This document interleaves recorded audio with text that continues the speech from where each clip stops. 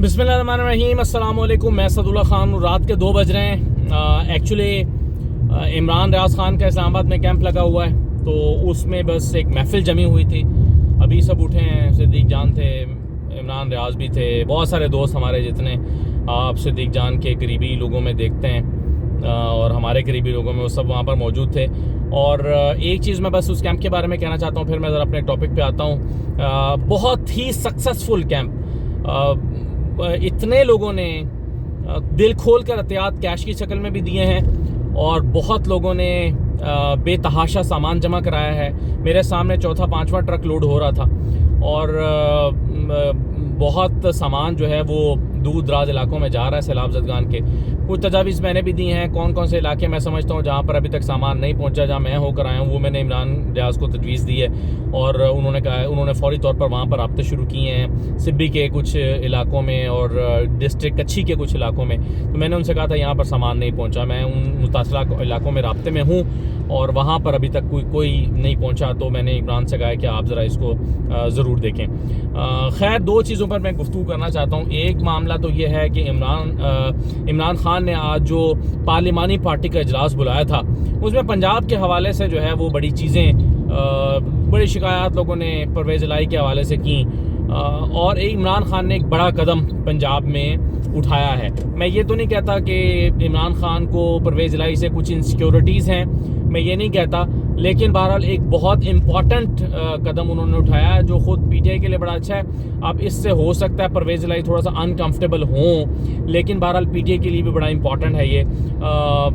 आज क्या हुआ इजलास में, मैंने अपने सोर्सेज से बहुत चेक करने की कोशिश की है। जो टीवी पर चलता रहा ना जी कि इमरान खान ने बड़ा वार्न किया है कि जी ख़बरदार मुझसे, मेरी लाइन से हट के कोई मुझसे आगे बढ़ने की या जो है वो बढ़ चढ़ कर आगे अपने तौर पर कुछ करने की कोशिश ना करे, इस तरह की कुछ लाइनें आज मैं मीडिया पर देखता रहा। तो मैंने अपने तौर पर बहुत चेक किया इस पार्लिमानी पार्टी के इजलास में, और आज एक ही इजलास था, उसमें ऐसी कोई बात नहीं हुई। क्या बातें हुई हैं वो मैं आगे चल के बताता हूँ, लेकिन ज़रा पहले लंदन का 2nd एपिसोड मैं आपको बता दूँ। पहले दोपहर में जो मैंने आपको लंदन के बारे में बताया, वो तो मैंने आपको बताया था क्या हुआ। मीटिंग हुई, 3 घंटे की मीटिंग हुई। उस मीटिंग में इनको निकाल दिया गया, ख्वाजा आसिफ साहब को, मरियम औरंगज़ेब को और तारिक फातमी साहब को। और इस बात का अमली तौर पर सबूत दिया गया कि हर वो शख्स जिसकी रगों में शरीफ ख़ानदान का लहू नहीं दौड़ता, वो काबिल एतबार नहीं है। सिर्फ वही शख्स काबिल एतबार है जो शरीफ ख़ानदान से ताल्लुक़ रखता है, जिसकी रगों में शरीफ ख़ानदान का लहू दौड़ता है। तभी आज वही 5 लोग मीटिंग में शरीक हुए हैं जिनका शरीफ ख़ानदान से ताल्लुक़ है। और फिर एक कुछ मीटिंग का कुछ हिस्सा जिसमें 3 ही लोग शरीक रहे हैं, जो क्या कहना चाहिए कि इसहाक डार साहब वाली जो मीटिंग थी वो, और उसमें ये चीज़ें डिस्कस हुई हैं। देखिए, मैंने अपने सोर्सेज से फिर चेक करने की कोशिश की है कि क्या हुआ है इस मीटिंग में। एक तो आर्मी चीफ का तो मैं आपको बता चुका कि या शायद मैंने उसके बारे में आपको नहीं बताया, हाँ उसके कंटेंट पर मैंने आपको नहीं बताया था, लेकिन 2 चीज़ों पर ज़्यादा डिस्कशन हुई है। एक आर्मी चीफ की अपॉइंटमेंट के हवाले से बात हुई है और उसमें जो है वो सबसे ज़्यादा जिक्र जो है मेरे सोर्सेज के मुताबिक वो जो नंबर 1 हैं उनके हवाले से, उनकी कंसिडरेशन जो है वो ज़्यादा हुई है कि उन पर उनके नाम को बहुत ज़्यादा डिस्कस किया गया है या उनके मुख्तलिफ पहलुओं पर बात हुई है, उनकी अपॉइंटमेंट के मुख्तलिफ पहलुओं पर। इसलिए वो ट्रिकी है क्योंकि उनकी रिटायरमेंट 2 दिन पहले हो रही है। यानी कमर जावेद बाजवा साहब जो हैं उन्होंने 29 को रिटायर होना है, तो आसिम मुनीर जो हैं वो सीनियर मोस्ट जनरल, लेकिन वो 27 को रिटायर हो रहे हैं। लेकिन ऐसा नहीं है कि अगर हुकूमत चाहती है कि उनको लगाए तो लगा नहीं सकती। उसके बहुत सारे तरीके हैं। वो 3 दिन पहले उसका नोटिफिकेशन कर सकती है, 2 दिन पहले नोटिफिकेशन कर सकती है, उनके रिटायरमेंट से 5 मिनट पहले भी नोटिफिकेशन कर सकती है। तो जब नोटिफिकेशन हो जाता है तो उनको ऑटोमेटिकली 3 साल की एक्सटेंशन, किसी भी जनरल को, हाजिर सर्विस किसी भी जनरल को जब उसका नोटिफिकेशन हो जाता है कि वो अब आर्मी चीफ होंगे, तो उसकी मुद्दत जितनी भी रहती हो, चाहे 2 दिन रहती हो, 2 महीने हो, 8 साल हो, उसको 3 साल की मुद्दत मिल जाती है कि वो 3 साल आर्मी चीफ रहेगा और उसके बाद वो रिटायर हो जाएगा। तो ऑटोमेटिक एक्सटेंशन होती है। अगर किसी शख्स की फ़र्ज़ करें 10 दिन बाद रिटायरमेंट है और उसको आप अपॉइंट कर देते हैं तो वो 3 साल की उसको ऑटोमेटिकली एक्सटेंशन मिल जाती है। वो एक्सटेंशन नहीं होती, वो अपॉइंटमेंट होती है। तो आज जनरल आसिम मुनीर के हवाले से जो है वो उनके नाम को पर गौर किया गया। और फिर बाकी उनके बाद जो 5 जनरल हैं, जिनमें साहिर शमशाद साहब हैं, अज़हर अब्बास साहब हैं, जनरल नोमान हैं, जो फैज़ हमीद हैं, जनरल जो हैं वो आमिर हैं, मोहम्मद आमिर, तो इन तमाम नामों पर डिस्कशन हुई है बहुत तफसील के साथ। लेकिन किस नतीजे पर पहुँचे हैं या क्या फ़ैसला हुआ है, ऑब्वियसली ये चीज़ें भी बाहर नहीं आ सकें, या ये भी कह सकते हैं कि हो सकता है हतमी तौर पर भी कोई फ़ैसला ही ना हुआ कि किसको लगाना है। लेकिन दूसरी चीज़ जो सबसे इम्पॉर्टेंट थी, मैं समझता हूँ, जिस पर बहुत बात हुई, वो जो सोर्सेज बताते हैं हमारे लंदन के, वो ये कहते हैं कि जी पंजाब में हुकूमत की तब्दीली पर बात हुई है, जिसको यहाँ के लोग नहीं मानते। पीटीआई नहीं मानती कि ऐसा कुछ हो रहा है। यहाँ के जो ताकतवर हलकों से ताल्लुक़ रखने वाले करीबी लोग हैं, वो भी अभी तक इसकी तस्दीक नहीं कर रहे हैं कि ऐसा कुछ हो रहा है। लेकिन बहरहाल नून के लोग और लंदन के लोग ये बड़ी इसरार के साथ और शद्दोमत के साथ कह रहे हैं कि नहीं जी, ये जो हुकूमत है पंजाब की, ये तो गई। अब तो बहस ये है कि नया चीफ मिनिस्टर किसको लगाना है। तो ये डिबेट अपनी जगह पर है कि पंजाब में हुकूमत तब्दील हो रही है नहीं हो रही। मैं ज़ाती तौर पर भी वैसे जब सब तरफ से खबरें लेकर एनालाइज करता हूँ, तो मैं भी यही मानता हूँ कि नहीं हो रही पंजाब की हुकूमत की तब्दीली। क्या फौरी तौर पर मुझे भी इम्कान नज़र नहीं आता। लेकिन नून लीग या तो खबरें छोड़ रही है, ऐसी दे रही है कि जी हम चेंज कर रहे हैं ताकि एक दबाव बढ़े पीटीआई के ऊपर, या फिर वाकई वो उसको कुछ करना चाहते हैं। और अगर वो करते हैं तो उसके फिर तरीक़ेकार क्या हैं, वो एक अलग बहस है। अगर अभी मुझे मौका मिलता है तो इसी वीडियो में कर दूंगा, अगर मुझे वक्त मिलता है तो इसमें सूरत हाल ये है कि तय ये पाया है कि पंजाब में हुकूमत तब्दील की जाएगी। लेकिन अहम बात यह है कि हमजा शहबाज वज़ीर आला नहीं होंगे। ये मैं आपको पक्की खबर दे रहा हूँ कि अगर पंजाब में हुकूमत तब्दील होती है और करने में कामयाब हो जाती है नून लीग, जिसके इम्कानात कम नज़र आते हैं मुझे, तो फिर पंजाब के वज़ीर आला हमजा शहबाज नहीं होंगे। किन नामों पर गौर हुआ है? अच्छा, खबर तो यही दी गई है कि हमजा शहबाज समेत दूसरे नामों पर गौर हुआ है। लेकिन किन नामों पर गौर हुआ है? उनमें एक नाम ज़ेर गौर आया है मलिक अहमद ख़ान का, जो शहबाज शरीफ के तर्जुमान भी रहे हैं। और मलिक अहमद ख़ान साहब जो हैं वो कसूर से ताल्लुक़ रखने वाले सियासतदान हैं और पिछली हुकूमत में भी पंजाब हुकूमत के भी तर्जुमान रहे हैं। और उसके बाद दूसरा नाम जो ज़ेर गौर आया है वो आया है सलमान रफ़ीक का, साद रफ़ीक के भाई सलमान रफ़ीक। तो इनका जो है वो नाम ज़ेर गौर आया है। एक और नाम भी है वैसे, लेकिन वो मैं पूरी तस्दीक नहीं है मेरे पास, तो इसलिए मैं उसका भी नाम नहीं ले रहा। लेकिन ये 2 नाम तो आज ज़ेर गौर आए हैं। तो बड़ी खबर यह है कि हमजा से नवाज शरीफ नाराज़ हैं। वो जो पहले भी कई दफ़ा आपको बता चुका हूँ कि वो इस बात पे नाराज़ हैं कि तुम्हें हुकूमत दी थी और तुमसे हुकूमत संभाली नहीं गई और तुम उसको बरकरार नहीं रख सके और परफॉर्म नहीं कर सके।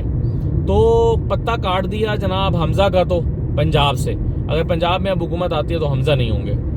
तो एक तो ये है सूरत हाल।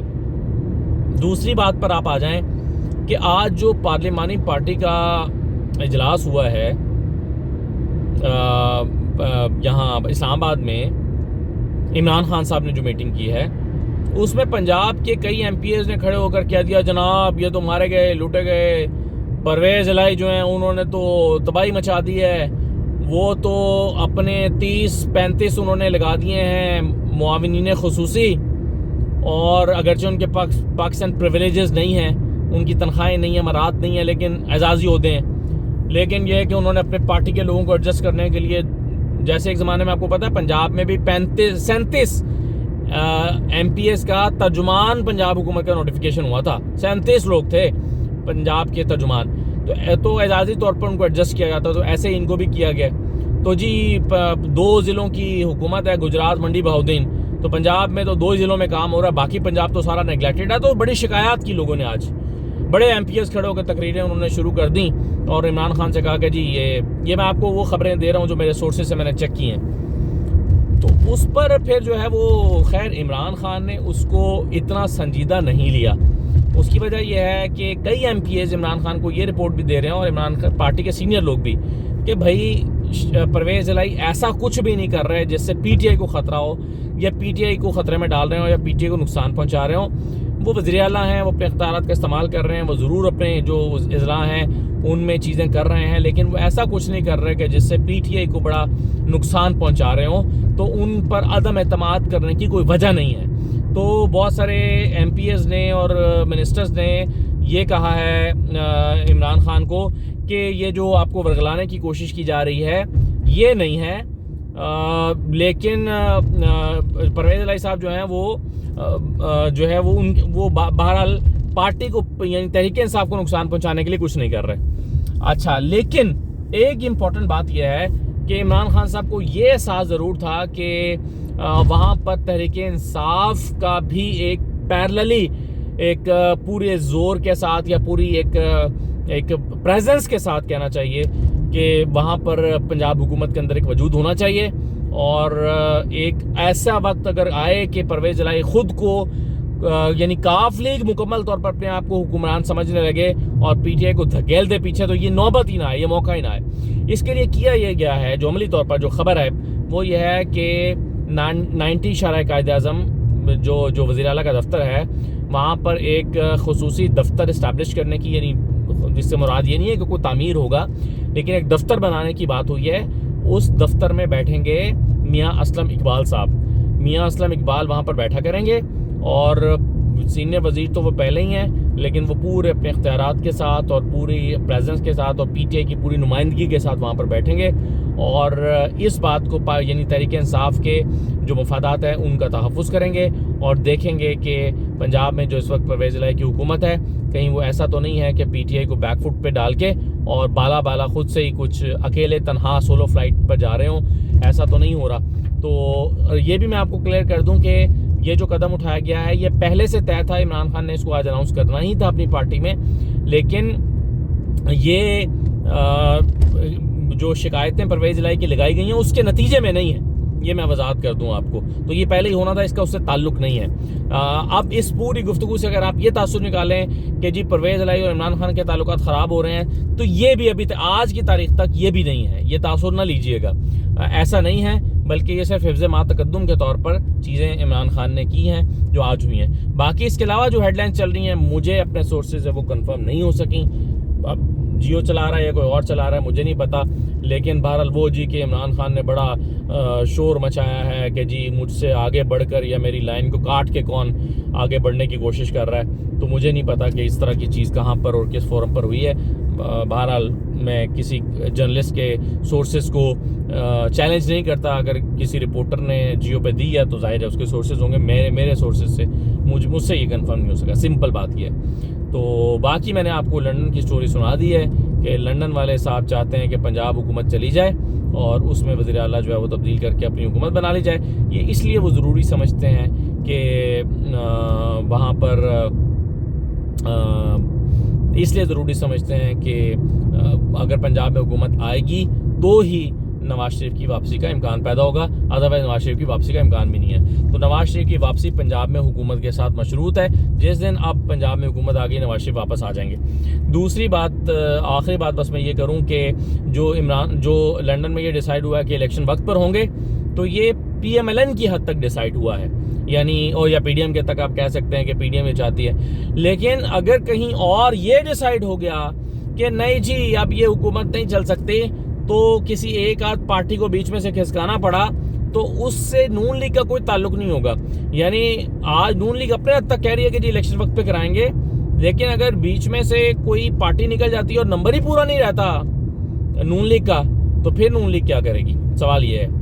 तो ये है जी सूरत हाल, इम्कानात दोनों तरफ मौजूद है। इमरान खान की स्ट्रैटेजी देखनी पड़ेगी क्या है। बहरहाल ये मैं लेट नाइट लगा रहा हूँ, कल बड़ा हेक्टिक डे है जी, तोशा खाना का रेफरेंस है, क्वैशमेंट का केस है इस्लामाबाद हाई कोर्ट में। मैं उम्मीद करता हूँ कि मैं सुबह जल्दी जागूँ और ज़्यादा से ज़्यादा चीज़ें जो है वो कर सकूँ, और जो है वो कल आपको फिर अपडेट करते हैं। ये पूरा वीक ही बड़ा इंपॉर्टेंट है, वैसे इस पर सुबह चले मैं आपको कोशिश करूँगा अपडेट कर दूँ ज़रा कि क्या पूरे हफ्ते में कोई 5-6 बड़े केसेस लगे हुए हैं। तो इस हफ्ते में काफ़ी चीज़ें अदालतों के पॉइंट ऑफ व्यू से बहुत सारी चीज़ें क्लियर होंगी। ये एक ऐसा हफ्ता है जिसमें बहुत चीज़ें क्लियर होनी है। इमरान खान की तौहीन अदालत, FIR, दहशतगर्दी के ये दफ़ात, फिर मरियम वाला केस, अपीलें इस्लामाबाद हाई कोर्ट में, तो काफ़ी चीज़ें हैं जो क्लियर होनी है। बहरहाल इजाज़त दीजिए, अल्लाह हाफ़िज़।